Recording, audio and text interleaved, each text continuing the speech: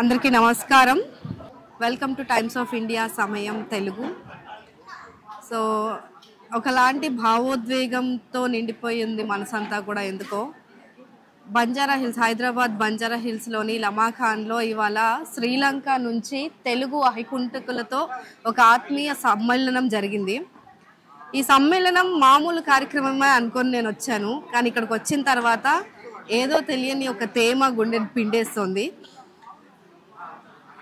అంటే ఒక తల్లి కడుపున పుట్టిన పిల్లలు పుట్టినప్పుడే వేరైపోయి ఎక్కడెక్కడో పెరిగినప్పుడు వాళ్ళు మళ్ళీ కలుసుకుంటే ఎలాంటి ఒక భావన వస్తుందో అది నేను ప్రత్యక్షంగా ఇవాళ ఫీల్ అవుతున్నాను. సో అలాంటి ఒక అద్భుతమైన భావన ఇవాళ కలుగుతుంది. సో అక్కడ నుంచి మనకు తెలుగు సంఘాలు కూడా ఉన్నాయి. శ్రీలంకలో తెలుగు ఉందా అని అంటే మనకి శ్రీలంక అనగానే మనకి సింహళ అండ్ తమిళ్ ఇవి రెండే గుర్తొస్తుంటాయి, ఎందుకంటే వాటి రెండు మధ్య ఎప్పుడో పోరాటాలు అలాంటివి జరుగుతూ ఉంటాయి కాబట్టి. సో అవి కాకుండా తెలుగు వారు కూడా శ్రీలంకలో ఉన్నారు అని చెప్పి మనకి గత 8 సంవత్సరాలు 10 సంవత్సరాల నుంచి కూడా తెలుగు పత్రికల్లో రావడము ఇలాంటివి చూస్తూ ఉన్నాం. కానీ ప్రత్యక్షంగా వాళ్ళు హైదరాబాద్కి తెలుగు అంటే మన ఎక్కువ మంది తెలుగు వాళ్ళు ఉన్న ఒక ప్లేస్కి వచ్చిన తర్వాత వాళ్ళు అత్యంత భావోద్వేగానికి గురవ్వడం, వాళ్ళని చూస్తే వాళ్ళు చెప్పే ఒక్కొక్క మాట ఎంత మనస్సును తాకుతుందంటే, అంటే మనలో మన కుటుంబంలో ఒకరు వేరే ఎక్కడో కొన్ని వేల మైళ్ళ దూరంలో కొన్ని కష్టాలు పడుతూ ఉన్నారు అని అంటే కళ్ళు చెమర్చక మానవు ఖచ్చితంగా. సో అలాంటి శ్రీలంకలో అహికుంఠకులు అని అంటే పాములు ఇలాంటివి పట్టి జీవనం సాగించారు. రకరకాల వృత్తుల్లో ఉన్న వాళ్ళు ఉన్నారు. వాళ్ళు అప్పట్లో పట్టేవాళ్ళు, ఇప్పుడు వాళ్ళ వృత్తి పరంగా వాళ్ళు కూడా సమయానుకూలంగా అభివృద్ధి చెందుతూ వచ్చారు. సో వాళ్ళంతా కూడా ఒక సంఘంగా అక్కడ ఏర్పాటయ్యారు. 15,000 మందితో ఒక సంఘం ఉంది. ఆ సంఘంలో లేని వాళ్ళు కూడా దాదాపు 8 లక్షల మంది వరకు కూడా ఆ శ్రీలంకలో ఉన్నారు అని చెప్పి ఇప్పటి వరకు అంచనాలు ఉన్నాయి. అలాంటి అంటే శ్రీలంక దేశ భాషలందు తెలుగు లెస్స అంటారు, కానీ శ్రీలంక అంటే ఇప్పుడు నుంచి ఆ నానుడి మారాలేమో మేబీ, ఎందుకంటే ప్రపంచ భాషలందు కూడా తెలుగు లెస్స. ప్రపంచంలో ఏ మూల చూసినా కూడా తెలుగు మూలాలు ఉన్న వాళ్ళు ఖచ్చితంగా మనకు కనిపిస్తూ ఉన్నారు. అలాంటి వాళ్ళే శ్రీలంక నుంచి అహికుంఠకులు కూడా. సో ఈ అహికుంఠకులలో తెలుగు సంఘం అధ్యక్షులు మనతో పాటు ఉన్నారు, మసన్న గారు. సో ఆయనతో మాట్లాడే ప్రయత్నం చేద్దాం. సో ఆయన మాట్లాడిన బయట కూడా మనకి ఈ వీడియోలో దొరుకుతుంది. సో ఆయన మాట్లాడిన విధానము, ఆయన చివర్లో వీళ్ళు విరాళం ఇచ్చినప్పుడు స్వీకరించకుండా ఎందుకు తిరస్కరించారు అనేది కూడా ఈ వీడియో మొత్తం కంప్లీట్గా మీరు చూస్తే తెలుస్తుంది. సో నమస్కారం సార్. సో మీరు తెలుగు వాళ్ళని ఇంత దగ్గరగా ఇంతమంది తెలుగు వాళ్ళ మధ్యలో మీరు ఎప్పుడైనా ఉన్నారా? ఇలా ఉండలే ఎప్పుడు. ఈ పదే ఇలా మాట్లాడింది, ఇలా తెలుగు మసూదత అందరితో మాట్లాడితే సిక్కింది. ఈ పదే మచ్చి బాగా మన తెలుగు మాస్టే ఇప్పుడిటికి ఇలా మసలు మస్టిని చూద్దని ఇలా మాట్లాడరు. నేను బో మతి పడతా దవ్వడు ఇలా ఎక్కుతూ అందరు చేసి నువ్వు ఇది సగటి అందరికి మచ్చి బాగా పేద మసలల్లా పైకి తెచ్చుకున్నానికి మచ్చి గట్టి సిక్కుతుందని నేను మతి పడతా. సో మనందరం కూడా ఎక్కడున్నా సరే ఒక తల్లి బిడ్డలం లాగా అందరం తెలుగు మాట్లాడే వాళ్ళమే.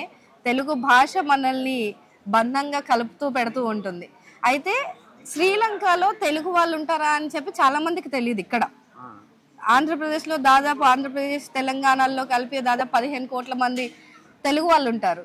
కానీ అక్కడ అంటే మనకి శ్రీలంకలో ఉన్న తెలుగు వాళ్ళు ఏం చేస్తారు అనేది ఇప్పుడు ఒక ప్రశ్న అనమాట.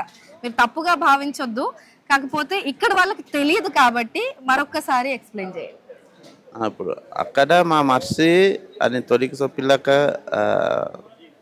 ఆనబిల్లు చేతులు చూసేది, మా మగబిల్లు కోతులు పాములు తొలి కాసింది. ఇప్పుడు మర్సి కూలి పని చేసుకుని గ్రామటు పని పీగిని వారు వద్దపాటి లెక్క సంపరించుకుని బిల్లాల సాంకి ఇండియాలో లెక్క లంకలో ఏంది ఎలా బిస. ఇక్కడ 10 ఫోన్లు ఉంటే నేరుకి తిని తాగేసుకొని ఉండవచ్చు.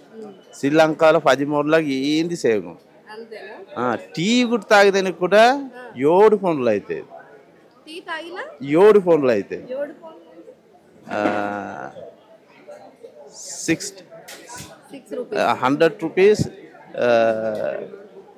పెద్ద టీ దాన్ని తాగదనిపోతే 10 ఫోన్లు అవుతాయి 10 పౌండ్లు అయితే టీ ఒకటి. ఖర్చు ఎక్కువగా ఉంటుంది. ఇంకా అలా సకరాం గడ్డ ఒకటి వచ్చి 10 ఫోన్లు 5 ఫోన్లు అవుతాయి సకరాం గడ్డ ఒకటి. శ్రీలంక నుంచి మన తెలుగు జాతీయులని, తెలుగు మూలాలను కనిపెట్టడం అంటే ఆల్రెడీ కనిపెట్టి ఉన్నా కూడా దాన్ని పట్టించుకోకుండా అలానే వదిలేసి మన అంటే ఒక తల్లి బిడ్డలము అన్న ఆప్యాయతతో వాళ్ళని మనతో పరిచయం చేయాలి, మనందరం కలిసి తెలుగును కాపాడుకోవాలి అనే ఒక చక్కటి ఆశయంతో అనురాధ గారు స్వచ్ఛందంగా తను ఎంతో కృషి చేసి అంత దూరం ప్రయాణించి వాళ్ళతో మింగిల్ అయ్యి ఇక్కడికి తీసుకొచ్చి వాళ్ళని ఇంత సక్సెస్ఫుల్గా ఈ కార్యక్రమాన్ని నిర్వహించిన నిర్వాహకులు అనురాధ గారు. ఆవిడతో మాట్లాడదాం. నమస్కారం అండి. అసలు ఈ శ్రీలంకీయులను ఇక్కడికి తీసుకురావాలి అని మీరు ఎందుకు అనుకున్నారు? అండ్ ఇంకోటి, మీరు 8 దేశాలకు పైగా తిరిగారు, తెలుగు యాత్రలు చేశారు. సో ఎవరైనా విహార యాత్రలు చేస్తారు, లేదా ఏదో సైంటిఫికల్ గాను ఏదో రీసెర్చ్ చేయడానికి అలాంటివి చూస్తుంటారు కదా, మీరు తెలుగు పైన యాత్ర చేయాలని ఎందుకు అనిపించింది మీకు? నేను ఫస్ట్ నాకు ఇచ్చిన ప్రాజెక్ట్ అంటే నేను కూడా ఒక ఛానల్లో చేసేదాన్ని 2012లో. సో నాకు వీళ్ళ గురించి 2008 నుంచి ఈనాడులో ఆర్టికల్ చూశాను. అప్పటి నుంచి నాకు తెలుసు, కానీ నాకు వెళ్ళాలి, వాళ్ళ మీద ఒక డాక్యుమెంటరీ చేయాలని ఒక ఉద్దేశం ఉంటుంది. సో ఆ అవకాశం నాకు 2012లో వచ్చింది. ఆ తర్వాత నేను చాలా ప్రయత్నించాను వాళ్ళని ఇండియాకి తీసుకురావాలి, ప్రపంచానికి అంతా పరిచయం చేయాలి అనేసి. కానీ నాకు అవకాశం దొరకలేదు. ఎందుకంటే అది వాళ్ళకి పాస్పోర్ట్స్ లేవు. వాళ్ళు చాలా అంటే పాముల్ని కోతుల్ని ఆడిస్తూ జిప్సీలాగా ఉన్నారు. 2012 గురించి చెప్తున్నాను. రేషన్ కార్డు లాంటివి ఉన్నాయి వాళ్ళకి? లేవు, అవి కూడా లేకుండే అప్పుడు లేవు. సో అలా నేను కాకపోతే నాకేంటంటే పెరిగినటువంటి మన ఇంటర్నెట్ కనెక్షన్స్ వల్ల నాకు వాళ్ళు వాట్సాప్లో మాట్లాడుతూ ఉన్నారు. నేను 2012లో కలిసిన వ్యక్తి మసన్న అనమాట.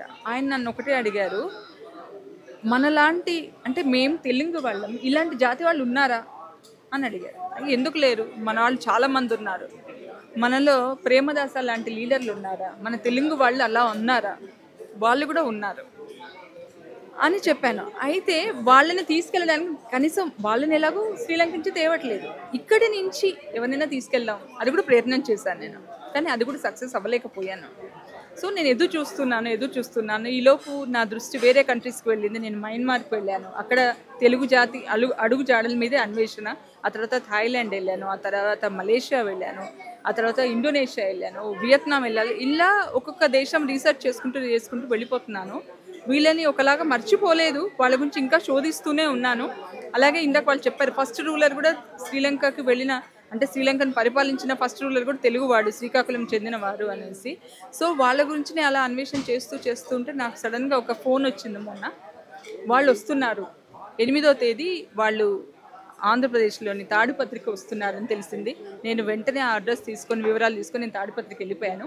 అక్కడ ప్రబోధానంద స్వామి వాళ్ళ ఆశ్రమం ఉందన్నమాట. వాళ్ళు గురు పూర్ణిమకి గెస్ట్లాగా కొంతమంది బౌద్ధ భిక్షువులను పిలిచారు, శ్రీలంక చెందిన వాళ్ళని. వాళ్ళతో పాటు వీళ్ళు వచ్చారు. యాక్చువల్గా అంటే వాళ్ళతో పాటు గెస్ట్ లాగా వచ్చారు వాళ్ళు. కానీ నాకు తెలిసి ఎలాగో నేను చేయాలనుకున్న పని వాళ్ళంతకు వాళ్ళే వచ్చేసారు ఇండియాకి. సో వాళ్ళని మనం హైదరాబాద్ తీసుకొచ్చి మన 2 రాష్ట్రాల వాళ్ళకి పరిచయం చేయాలి అలా అనుకున్నాను. సో 13 ఏళ్ల తర్వాత నేను కన్న కళ నిజమైంది అన్నమాట. నిజంగా కళలో ఆ సంకల్పంలో నిజాయితీ ఉంటే ఖచ్చితంగా నెరవేరుతుందని చెప్పడానికి ఇదే నిదర్శనం అని చెప్పొచ్చు. కానీ వాళ్ళు ఎంత చక్కటి తెలుగు అంటే అప్పుడు గ్రాంధికంలో మాట్లాడుతున్నారండి. వాళ్ళు అన్నా చెల్లెళ్ళు అనేది ఏం లేదు, తోబుట్టువులు అని అంటున్నారు. ఇంత అద్భుతమైన తెలుగు భాషను వాళ్ళు అంతరించిపోతుందేమో అని భయం అవుతుంది కూడా ఒక రకంగా. సో నెక్స్ట్ ఏమన్నా ప్లాన్స్ ఉన్నాయా వాళ్ళ తెలుగును అక్కడ తెలుగు వాళ్ళను? ఇప్పుడు మనం ఏమనుకుంటున్నాం, వీళ్ళు అంటే ఈ వయసు వాళ్ళు అంటే మసన్నకి వచ్చేసేసి ఒక 55 ఏళ్ళు, నిమల్ ఇంకా 35 ఏళ్ళు, వీళ్ళు తెలుగు అంటే ఈ వయసు వాళ్ళు అక్కడ తెలుగు మాట్లాడుతున్నారు. ఇప్పుడు చిన్నపిల్లలు ఉన్నారు కదా, ఇప్పుడు వీళ్ళ పిల్లలకు కూడా అంతంత తెలుగు వస్తుంది. కానీ ఇంకా చిన్నపిల్లలు అంటే 8-10 ఏళ్ళలోపు పిల్లలకి తెలుగు అంతగా రావడం లేదు. వాళ్ళు ఏంటంటే తెలుగు నేర్చుకోవడం వల్ల ఏమిటి అంటే తెలుగు వాళ్ళు మాట్లాడడం మానేస్తున్నారు మెల్లిగా.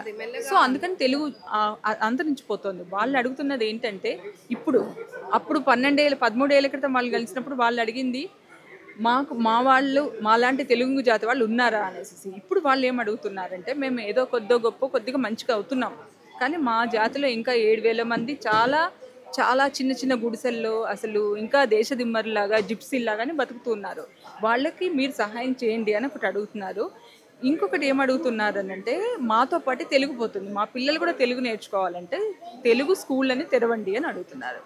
అది మనం ఏదో స్వచ్ఛందంగా వెళతాం, ఒక నెల రోజులు ఉంటాం, 10 రోజులు ఉంటాం, ఏదో తెలుగు నేర్పించేసి వచ్చేస్తే కుదరదు. కంటిన్యూస్గా తెలుగు నేర్పించే సంస్థలు ఉండాలి, లేకపోతే పాఠశాలలు ఏర్పరచాలి అంటే గవర్నమెంట్ తరఫున ఏదైనా ఒక మూమెంట్ కదలిక రావాలన్నమాట. సో ఈ ప్రోగ్రాం ద్వారా వాళ్ళని ప్రత్యక్షంగా చూడడం వల్ల, ఇన్ని ఛానల్స్ వాళ్ళని కవర్ చేయడం వల్ల అలాంటి తప్పకుండా జరుగుతుందని నేను ఆశిస్తున్నాను. Thank you so much. So Sri Lanka Telugu cultural association secretary కూడా మనతో పాటు ఉన్నారు, నిమ్మల్ గారు. సో ఆయనతో మాట్లాడదాము. నమస్కారం అండి. నమస్కారం. సో చక్కగా తెలుగులో నమస్కారం చెప్తున్నారు. మీకు సింహాలి వచ్చా? మాకు తెలుసు నమస్కారం అంటే తెలుగులో సింహాలి సింహల్ ఐబోవన్ అని. ఓకే, అంటే ఆయుష్మాన్ భవ అంటారు కదా, అందులో కూడా తెలుగు అక్కడక్కడ సంస్కృతం ఇవన్నీ మిక్స్ అయి ఉంటాయి. అండ్ తమిళ వచ్చా మీకు? తమిళ్ బాగా తెలుసు. తమిళ్ బాగా తెలుసు, సింహాల తెలుసు, తమిళ్ తెలుసు, తెలుగు తెలుసు, ఇంగ్లీష్ తెలుసు కొంచెం. రైట్. సో మీరు ఎవరు అంటే ఏం చెప్పుకుంటారు? మీకు ఏ భాషలు అంటే? మేము తెలుగు చెప్పేది ఏడపోనా మేము తెలుగు. సో ఆయనకి 4 భాషలు వచ్చు. ఈవెన్ మనకు కూడా హిందీ, ఇంగ్లీష్ ఇలాంటి భాషలు ఎన్నో వస్తాయి. కానీ మీరు ఏ భాషకు చెందిన వాళ్ళు, మీ మాతృభాష ఏంటి అని అంటే తెలుగు వాళ్ళని గర్వంగా చెప్పుకుంటాం. కానీ ఈ మధ్య చాలా తగ్గిపోయింది అనుకోండి, ఆ గర్వంగా చెప్పుకునే అంత అదృష్టం మనకి ఇప్పట్లో లేదు. ఎందుకంటే చాలా భాషల ప్రభావం మన తెలుగుని అణిచివేయడానికి చూస్తూ ఉంది. కాకపోతే అక్కడ శ్రీలంకలో ఉన్న తెలుగు వాళ్ళు మాత్రం అలా మొహమాట పడట్లేదు, తెలుగు మేము అనేసి గర్వంగా చెప్పుకుంటున్నారు. అయితే తెలుగు వాళ్ళు అక్కడ ఎలా ఉంటున్నారండి? ఇప్పుడు నార్మల్గా ఇక్కడ మీరు 2-3 రోజులు అయింది కదా ఇక్కడికి వచ్చి, తెలుగు వాళ్ళని చూస్తున్నారు. అక్కడ ఇక్కడ సేమ్ ఉన్నారా తెలుగు వాళ్ళు? అంత కల్చరల్ అంతా సేమ్ ఉన్నా కొంచెం కొద్దిగా డిఫరెంట్గా ఉండేది. ఇక్కడ వచ్చి సోషల్గా ఇక్కడ అంతా మన తెలుగు మనుషులు చాలా ఉన్నారు కదా, ரொம்ப సంతోషం. సోషల్గా ఏది కాదు, మేము శ్రీలంకలో కొందరు ఉండేది. ఇక్కడ వచ్చి సోషల్గా తెలంగాణ, ఆంధ్ర, హైదరాబాద్ ఇక్కడ అంతే ఎతికినలకు అంత మనుషులు తెలుగు మాట్లాడడానికి చాలా సంతోషం. అంతమంది తెలుగు మాట్లాడుతున్నారు. మన వాళ్ళు ఏం చేస్తుంటారు అక్కడ తెలుగు వాళ్ళు? ఇప్పుడు కూడా మనుషులు వచ్చి ఇప్పుడు బిల్లు నాకు తెలియదు, మా మాట చెప్పి రాస్తారు, పాఠశాల పాతారు, నేర్చుకుంటారు, గవర్నమెంట్లో పనిచేసేవారు ఉన్నారు. ఇంకా 100కి కిందికి పాములు వ్యాపారు ఉన్నారు, అవి ఇంకా తిరిగా కూలి పని చేసి తినవారు ఉన్నారు. ఇంకా గవర్నమెంట్లో అవి ఉన్నారు, సౌదీ అక్కడ వెళ్ళినట్లు అవి ఉన్నారు. అల్లా తేట లెక్కల్ని బిల్లాగా నేర్పికి ముందరికి పోయేది మనుషులు. మన పేదోరు ఉన్నారు మన శ్రీలంకలో కూడా తెలుగు మనుషులు. వారికి నేను మసన్న మలయాళం ఇంత కష్టం పడితే ఇండియాకు వచ్చి తెలుగు మనుషులు సిక్కి వారికి ఎల్లానే బిల్లాల నేర్పికి ముందరికి పదమకి మతి మాకు.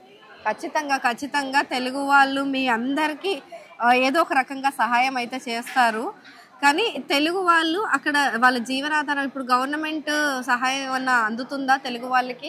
గవర్నమెంట్ మేర దగ్గర మేము చెప్పాము, గవర్నమెంట్ మంచిదన్నా ఎంత మేము మినిస్టర్ అంటే మాట్లాడినా ఆ నేరని గుట్ట ఇది ఇస్తామని చదువుతారు, ఏంది అలా లేదు, కొందరికే ఉండదు అవి ఇవి, ఇంకా చాలా మాట్లాడలేరు. సో మరి ప్రభుత్వం నుంచి వచ్చే పథకాలు ఎలా? రేషన్ మీకు దక్కదా? జనరేషన్ అంటే ration monthly government scheme, every government shops are there no? Government అల్ల ఏంది లేదు, మాకు అల్ల ఏంది లేదు. ఇప్పుడు మా మనుషులే వారే వచ్చి గవర్నమెంట్లు ఇప్పటికీ 2-3 పని చేసేవారు ఉన్నారు. అలానే ఇప్పుడు వచ్చి వారు కష్టం పడే పని చేసుకుని ముదిరిపోయేది, బదులుకి ఏంది యాడ సిక్కది ఏంది. అయితే మీరు తెలుగు చక్కగా మాట్లాడుతున్నారు కదా, మీరు చూడడానికి హీరో విశాల్ లాగా ఉన్నారు, తెలుసా మీకు? విశాల్ తమిళ హీరో విశాల్ తెలుసు. అప్ప పడాలి చూస్తావా? తెలుసు, మీరు అలానే ఉన్నారు కొంచెం. విశాల్ తెలుసు, మీరు విశాల్ లాగా మాదిరిగా ఉన్నారు. అలానా? నాలుక నల్లగా తెలుసు. విశాలం తెలుసు మీకు తెలిసిన విశాలం బాగా విశాలం తెలుసు తెలిసినట్టు మీ సూడ్లే పడల ఫిలింలో చూస్తుండ పటం సినిమాల్లో చూసి నీ లెక్క నాకు చెప్పున్నారు శ్రీలంక చెప్పున్నారా ఓకే మీకు ఏ హీరో అంటే ఇష్టం మరి